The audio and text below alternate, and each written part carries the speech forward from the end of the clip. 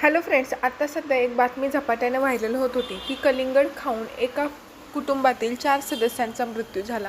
आता आपण विचार करतो की आपण किती वेळा कलिंगड खातो, आपल्याला तर काय असं झालं नाही.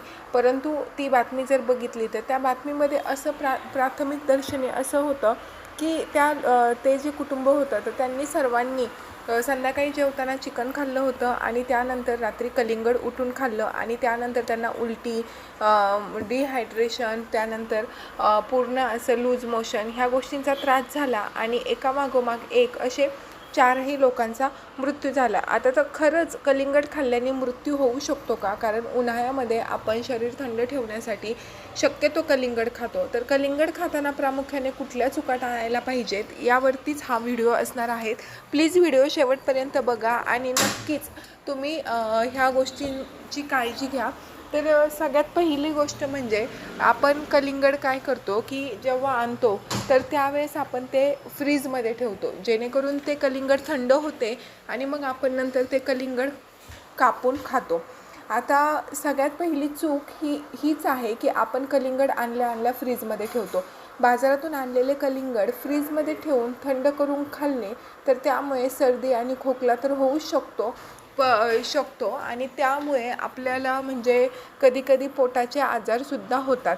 आता तुम्ही ऐकलं असेल किंवा आपण लहान होतो त्यावेळेस जर कोणी कलिंगड आणलं तर टाकीमध्ये किंवा पाण्याच्या हौदामध्ये किंवा असं बॅलरमध्ये ते कलिंगड ठेवलं जायचं. 4-5 तास ते कलिंगड त्या पाण्यामध्ये ठेवलं जायचं आणि त्यानंतर ते कलिंगड कापून संपूर्ण कुटुंब खात होतं.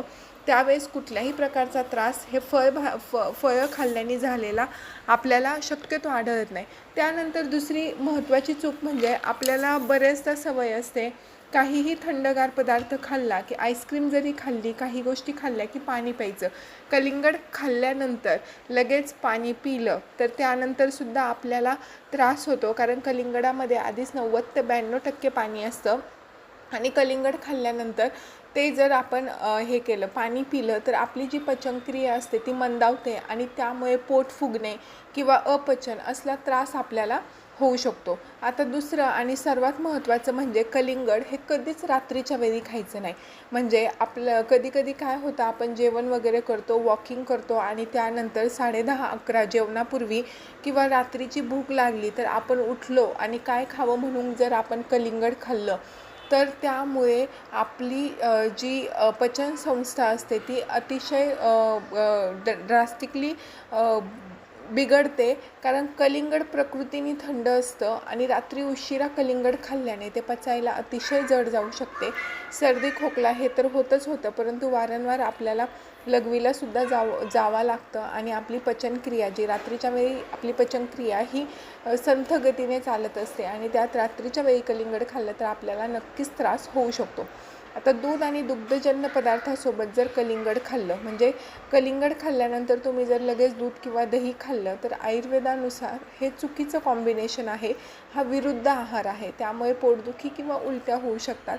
बऱ्याच वेळा आपल्याला पोटदुखी आणि उलट्याचं कारण हेच असतं की आपण कलिंगड खातो आणि त्यानंतर चहाचा किंवा कसला टाईम झाला तर आपण लगेच चहा पितो किंवा दूध किंवा दही खातो आणि त्यामुळे पोटदुखी आणि उलट्यांचा त्रास जो आहे तो जास्त प्रमाणात होतो. शक्यतो लहान मुलांमध्ये हा त्रास जास्त होतो, कारण लहान मुले हे दूध हे पीत असतात. आता बियांसोबत खाणे म्हणजे कलिंगडामध्ये जर आपण बघितलं तर खूप साऱ्या बिया असतात आणि काढायचा कंटाळा आला तर आपण कधीकधी कलिंगडाच्या बियांसकट त्या कलिंगड खातो आणि कलिंगडाच्या बिया ह्या पचनासाठी अत्यंत कठीण असतात आणि त्यामुळे कलिंगडाच्या बिया खाणं टाळलं पाहिजे. आता दुसरी गोष्ट म्हणजे की खूप जास्त प्रमाणात खाणे. आता थंड आहे, पाणी आहे, शरीरासाठी चांगलं आहे म्हणून वारंवार सकाळ, दुपार, संध्याकाळ किंवा एकाच वेळी जास्त कलिंगड खाल्ल्याने शरीरातील जी पाण्याची पातळी असते ना तर ती वाढते. कारण मी जसं सांगितलं कलिंगडामध्ये ऑलरेडी 90 ते 92% पाणी असतं आणि ओव्हर हायड्रेशन झाल्यामुळे, साखरेचं प्रमाण वाढल्यामुळे मधुमेहींना म्हणजे ज्यांना डायबिटीज आहे त्यांना त्रास होऊ शकतो. आता दुसरी गोष्ट की कलिंगड कापल्यानंतर जास्त वेळ जर ते आपण ठेवलं, म्हणजे आता बघितलं तर आजकाल 3-3, 4-4 किलोचे कलिंगड येतात आणि ते कलिंगड एका वेळी संपणं हे शक्य नसतं. त्यामुळे आपण काय करतो, अर्ध कलिंगड कापतो, ते खातो, त्यानंतर ते पिशवीमध्ये बांधून फ्रीजमध्ये ठेवतो. पुन्हा दुसऱ्या दिवशी खातो, नाही संपलं तर तिसऱ्या दिवशी खातो. आणि त्यामुळे काय होतं की फ्रीजमध्ये कधी-कधी आपण ते जी फ्रीजची हवा असते तर ती त्या कलिंगडामध्ये जाते आणि जसं-जसं कलिंगड जुनं होतं तसं-तसं त्याची चवसुद्धा वेगळी लागू लागते आणि कलिंगड त्या ठिकाणी असं लूज पडल्यासारखं होतं आणि त्यामुळे ते कलिंगड खाणं हे चवीने तर चांगलं लागतच नाही, परंतु शरीरासाठी आपल्या अत्यंत हानिकारक असं आहे. आपण नेहमीच सांगत असतो किंवा बोलत असतो की कुठलीही गोष्ट फ्रीजमध्ये जास्त काळ ठेवल्यानंतर खाणं हे आरोग्यासाठी खूप म्हणजे खूप हानिकारक असतं. तर ह्या सगळ्या चुकीच्या पद्धती आहेत कलिंगड खाण्याच्या. आता एक गोष्ट नेहमी लक्षात ठेवा, एक टीप नेहमी लक्षात ठेवा की कलिंगड नेहमी ताज्या स्वरूपाचंच असलं पाहिजे आणि एकतर ते जेवणा अगोदर किंवा दुपारी ज्यावेळेस 3-4चा टायमिंग असतो त्यावेळेस खाणं हे सर्वोत्तम आहार मानलं जातं. कलिंगडामध्ये पाण्याचं प्रमाण भरपूर असतं, शरीराला हायड्रेट ठेवतं ते कलिंगड आणि आपली प्रकृती छान ठेवतं, थंड ठेवतं. परंतु चुकीच्या काही पद्धतींमुळे आजकाल सगळेच फळं, फक्त कलिंगडच नाही, प्रत्येक फळांवरती पेस्टिसाइड्स, कीटकनाशके, खते, रसायने मोठ्या प्रमाणात वाढत आहेत आणि त्यामुळे बहुधा फळे खाल्ल्याने आजकाल लहान मुलांना त्रास होत आहे, मोठ्या मुलांना त्रास होत आहे. आजकाल जर तुम्ही बघितलं तर लहान मुलं जी आहेत त्यांना उलटी आणि काय म्हणतात त्याला, उलट्या आणि मळमळ किंवा पोटदुखी यांचा जो त्रास आहे ना तो खूप जास्त प्रमाणात वाढलेला आहे. म्हणजे जास्त करून पोटाचा त्रास हा लहान मुलांमध्ये खूप जास्त आहे. आता दुसरी गोष्ट की मी जसं मगाशी सांगितलं की कलिंगड फ्रीजमध्ये न ठेवता ते जर तुम्ही पाण्यामध्ये ठेवलं आणि 3-4 तासाने खाल्लं तर अतिशय सुंदर चविष्ट असं ते कलिंगड लागतं आणि आपल्याला त्याच्यापासून कुठलाही त्रास होत नाही. फक्त तुम्ही अर्ध्या रात्रीचं झोपेतून उठून किंवा रात्री झोपण्यापूर्वी कलिंगड कुठलंही फळ खाणं टाळा, कारण की रात्रीच्या वेळेस आपली जी पचनसंस्था असते ती मंद असते आणि अशा वेळी अवजड पदार्थ खाणं हे आपल्या आरोग्यासाठी हानिकारक असतं. रात्रीच्या वेळेस तुम्ही जर दूध पिले तर ते शरीरासाठी लागू पण होतं आणि आपल्याला इम्युनिटी किंवा आपल्या शरीरासाठी ते चांगलंसुद्धा असतं.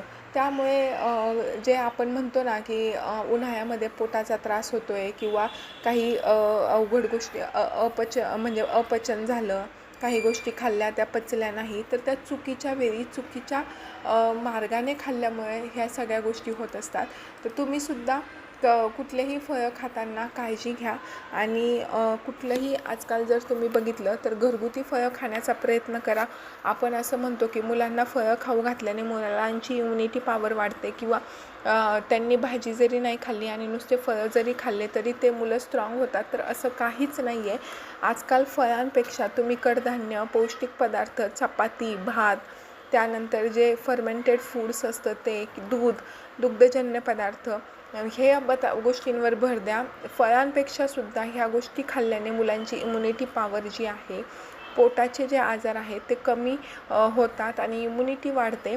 तर तुम्हाला व्हिडिओ कसा वाटला नक्की प्लीज मला कमेंट करून सांगा. व्हिडिओ आवडला असेल तर लाईक करा, चॅनलला सबस्क्राईब मात्र तेवढं नक्की करा. थँक्यू.